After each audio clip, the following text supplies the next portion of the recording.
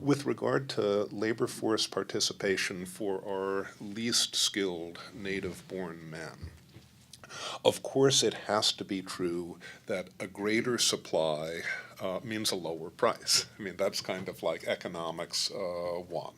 And so if there is a greater supply of low-skilled migration from abroad, all other things being equal, that's going to lower wages. I mean, that's George Borjas, that's a lot of people who've looked at this. However, there are some things we don't usually collect information on which I think are important to keep in mind.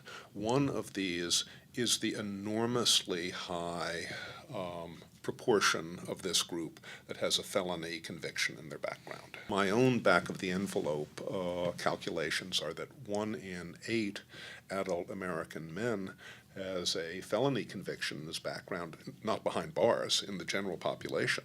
And it's probably an awful lot higher for lower skilled men.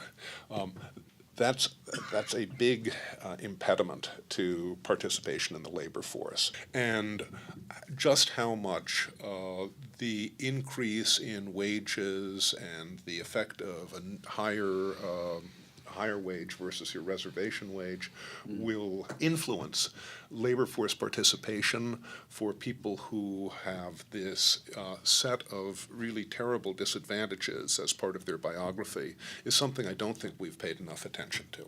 There is the question of the absolute labor market competition between immigrants and natives. There is a second argument that people raise the concern is that with large-scale unskilled immigration, it lets us ignore the problem much greater. Yes. So that politically, employers would say, well, look, we got to try to do more to rehabilitate prisoners and to get people off drugs. Oh, wait. Got immigrants to do this work. Why do I care? That's one of the concerns. That is the other thing. It changes the incentive structure of our society and our political system. We can just ignore them, and with a cascading series of social consequences. So there's the job competition question, and then there's the sort of larger political social question.